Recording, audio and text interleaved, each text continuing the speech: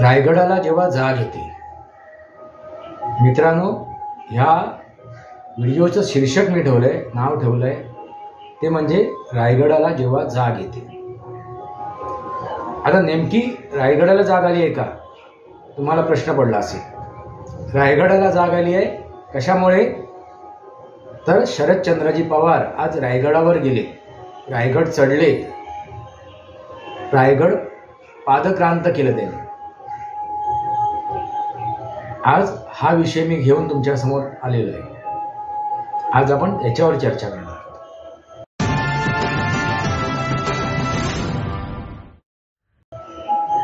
नमस्कार मित्रांनो, वास्तवावर बोलू काहीतरी या शृंखलेमध्ये पुन्हा एकदा आपलं स्वागत. मी आपला मित्र राजेश वासंती साबाजी केळुसकर. मित्रांनो, रायगडाला पुन्हा एकदा जाग आली आहे. आणि का जाग आली आहे, तर ह्या रायगडावरती शरदचंद्रजी पवार यांचं आगमन झालं. हे पादक्रांत झाले आणि ते म्हणतात 40 वर्षानंतर मी आलोय. यापूर्वी कधी आलो होतो तर 40 वर्षापूर्वी, त्यांना माहिती. म्हणजे शरदचंद्रजी पवार आज छत्रपती शिवाजी महाराज यांच्या समोर नतमस्तक व्हायला आले, रायरेश्वराच्या समोर नतमस्तक व्हायला आले.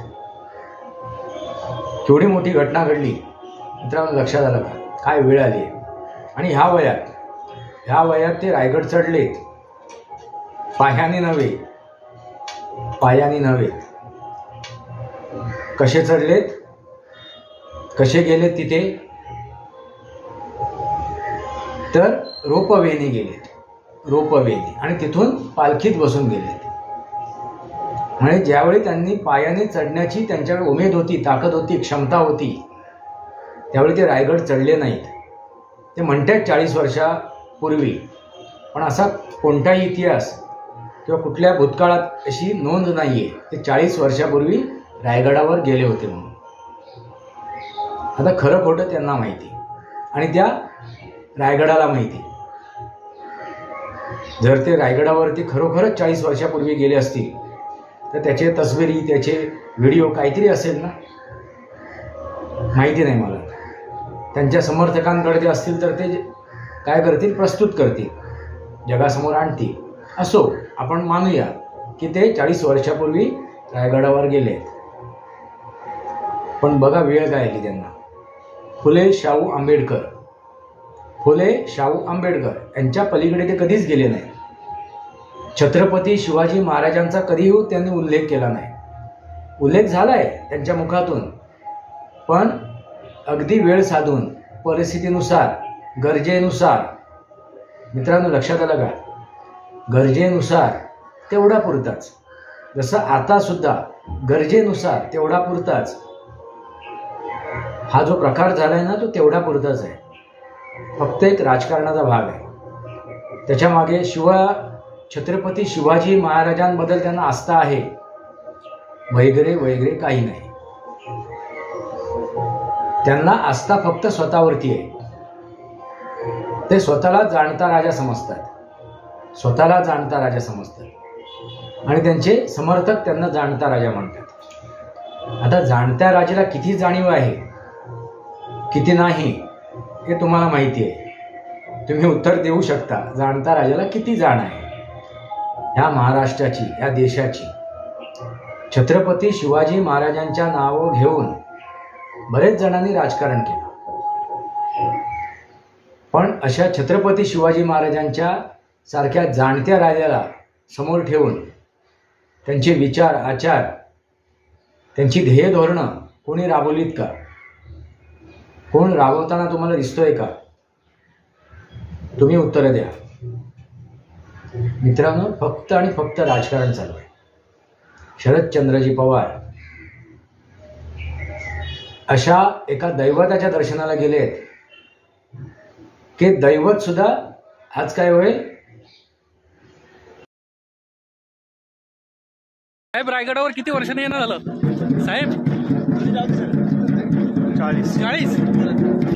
काय होईल, दैवतालाही कुठेतरी मनात धाकधूक लागली असेल, त्या दैवताला, त्या छत्रपतींना, की नक्की कशाला आलेत, पाठीत तर खंजीर खुपसायला नाही आलेत, केसाने गळा कापायला तरी नाही आलेत, असा प्रश्न नक्कीच छत्रपती शिवाजी महाराजांच्या मनात आलाच असेल.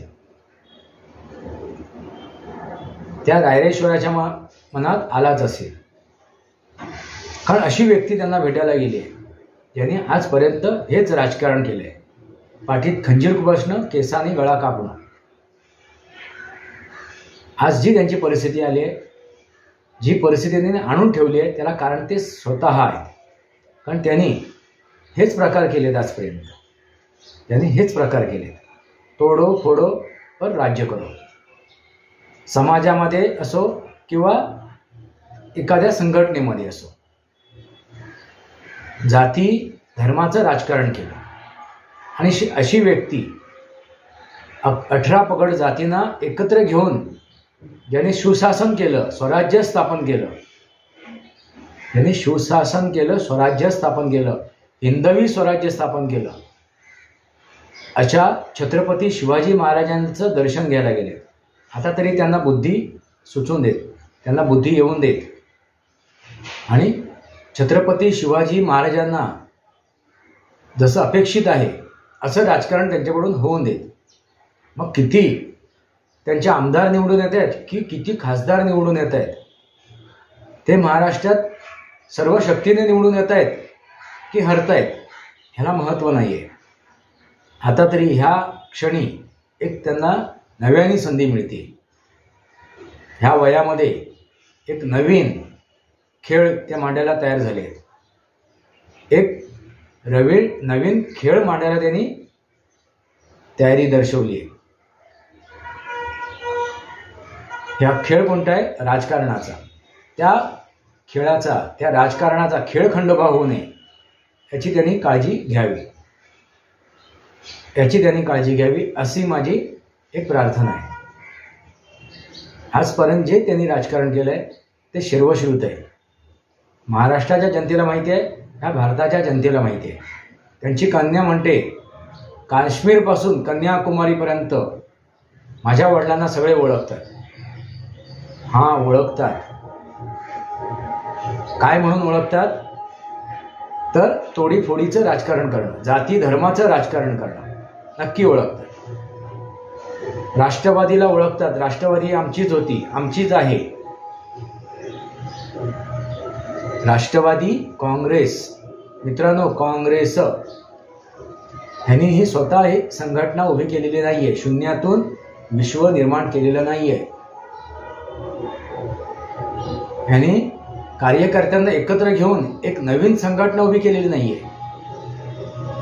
ही संघटना काँग्रेसचे काही जणांना त्यांनी एकत्र घेऊन त्यांना तिथून फोडून तोडून त्यांना तिकडून विभाजित करून त्यांची विभागणी करून आपल्या स्वतःबरोबर घेऊन त्यांनी हा पक्ष स्थापन केला होता.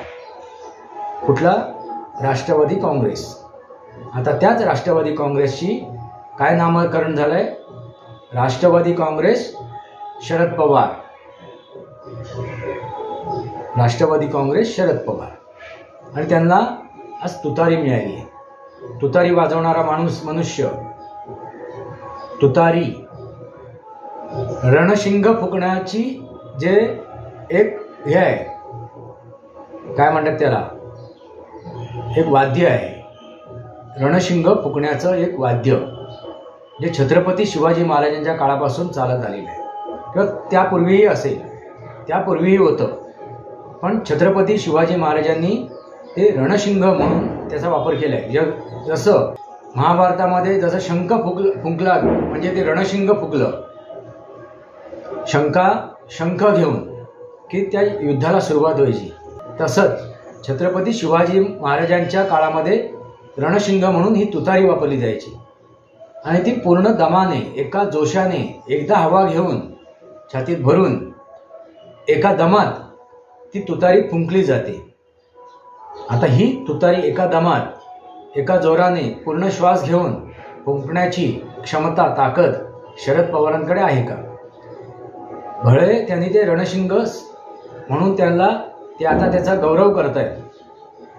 माझ्या वडिलांना रणशिंग मिळालेलं आहे तुतारी म्हणून, आणि आता ती मी फुंकली आणि ती वाजवली आहे उच्च स्वरामध्ये वाजवली आहे आणि आता आम्ही हे रण जिंकणार आहोत असा आविर्भाव त्यांची कन्या आणि त्यांच्यासोबत असलेले त्यांचे समर्थक करतायत. पण ती ताकद आज शरद पवारांमध्ये आहे का? हा माझा एक पहिला प्रश्न आहे. मी वयाच्या स्वरूपात नाही म्हणत आहे की वयाने झाले म्हणून ते फुंकू शकणार नाही, तशा नाही म्हणत. मी राजकारणाच्या स्वरूपात म्हणतोय. ती ताकद, ती क्षमता, ती उमेद त्यांच्यात आहे का? त्यांच्याकडे तो आत्मविश्वास आहे का की मी ती वाजवू शकेन? म्हणजे वास्तवात वाजवायची नाही म्हणत मी, पण त्यांच्यामध्ये ती वाजवण्याची क्षमता आहे का? आत्मविश्वास आहे का? मुळीच नाहीये. फक्त ते वर आत्मविश्वास आणताय, उडून ताणून आत्मविश्वास आणताय. असंच तुम्हाला दिसेल. मित्रांनो, लक्षात आलं मी काय म्हणतोय ते रायगडावरती गेले, पण रायगडावरती जाऊन त्यांनी छत्रपती शिवाजी महाराजांचे आचार विचार, त्यांची उद्देश हे त्यांनी स्वीकारलेत का? ते ओंजळीत भरून ते घेऊन आलेत का परत?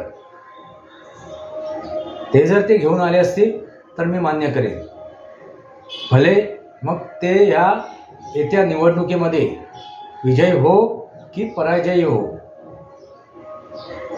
पण ते जसं छत्रपती शिवाजी महाराजांनी 18 पगड जातींना एकत्र घेऊन स्वराज्याचं स्वप्न बघितलं, हिंदवी स्वराज्य स्थापन केलं. फक्त स्वप्न नाही बघितलं, ते स्थापन सुद्धा केलं, हिंदवी स्वराज्य.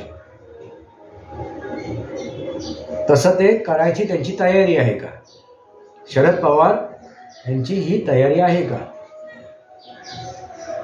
की तोच प्रकार ते परत करणार आहे? पाठीत खंजीर खोसणं, केसाने गळा कापणं, तोडफोड करणं. तोडफोड म्हणजे कसलं? एखाद्या संघटनेचं किंवा एखाद्या कुटुंबाची किंवा एका नेत्याच्या आयुष्याची तोडफोड करणं, त्याचा पट्ट्याबोळ करणं आणि स्वतःचा मतलब साधणं, हेच करणार आहेत का? जे त्यांच्या आज वाटेला आलेलं आहे. आज जे त्यांच्या वाटेला आले आहे त्यांना बाजूला करून अजितदादा पवार काय घेऊन घेतले? त्यांची संघटना घेऊन गेले, राष्ट्रवादी काँग्रेस घड्याळ चिन्हासकट. आणि त्यांच्या बरोबर असलेले जे त्यांचे समर्थक होते, नेते मंडळी होते, आमदार खासदार होते, कार्यकर्ते होते, त्यांनाही ते घेऊन गेले. त्याला कारण शरद पवार यांची रणनीती. कसली? तर शकुनी रणनीती. मित्रांनो, जाणता राजा एकच होऊन गेले, ते म्हणजे छत्रपती शिवाजी महाराज. पण शरद पवार यांना त्यांचे समर्थक, त्यांचे चाहते जाणता राजा म्हणतात. मित्रांनो, ह्यांना जर जाण असती तर महाराष्ट्राची एवढी दुर्व्यवस्था झाली नसती, दुर्गती झाली नसती. त्यांना फक्त जाण होती आपल्या कुटुंबाची, आपल्या पदाची, आपल्या खुर्चीची. त्यांना फक्त एवढीच जाण होती, तेवढीच जाणीव होती. त्यांनी मतदार राजाची जाणीव ठेवली नाही, जे त्यांना मतं दिलेत. मग ही वेळ त्यांनी स्वतःवर आणलेली आहे आणि ते स्वतःला काय संबोधतात? जाणता राजा. आज ते नम्र होऊन त्या जाणत्या राजासमोर गेले आहेत का? त्या जाणत्या राजासमोर त्यांनी नतमस्तक झाले आहेत का? तुम्ही जर त्यांचा हा प्रवास बघाल आताचा रायगडावरचा, त्यावेळी तुम्हाला दिसून येईल ते नतमस्तक व्हायला नाही गेले, ते फक्त राजकारण करायला गेले. त्यांनी फक्त राजकारण केलं ना. ते छत्रपती शिवाजी महाराज जाणत्या राजाच्या समोर नतमस्तक झालेत, नाही त्या रायरेश्वराच्या समोर नतमस्तक झाले. तुम्हाला समजून येईल, तुम्हाला दिसून येईल. अजूनही त्यांच्या मनात अहंकार, त्यांच्यातला अहम, षडविकार त्यांच्यातले गेलेले नाही आहेत. षडविकाराने ते ग्रस्त आहेत. हेच तुम्हाला दिसून येईल. त्यांच्या वागण्यातून, त्यांच्या बोलण्यातून, त्यांच्या हावभावातून. रायगडाला जेव्हा जाग येते मित्रांनो, रायगडाला जेव्हा जाग येते तेव्हा काय घडते? रायगडाला जेव्हा जाग येते त्यावेळी काय घडते? त्यावेळी शाहिस्तेखानाचा बोटं तुटली जातात. त्यावेळी अफझल खानाचा कोथळा बाहेर काढला जातो. त्यावेळी औरंगजेबाला काय होते? औरंगजेबाची अवस्था काय होते? पळती भुई थोडी होती. ज्यावेळी रायगडाला ज्यावेळी जाग येते त्यावेळी त्या औरंगजेबाची सुद्धा पळती भुई थोडी होती. मला काय म्हणायचं आहे तुमच्या लक्षात आलं असेल. रायगडाला जेव्हा जाग येते. वास्तवार्थी बोलू काहीतरी या शृंखलेला सबस्क्राईब करा, बेल आयकॉन दाबा. माझे विचार पडत असतील तर लाईक करा. आपले विचार कमेंट बॉक्समध्ये लिहा. तुर्तास इतकंच. भारत माता की जय. वंदे मातरम. जय भारत, जय महाराष्ट्र, जय शिवराय.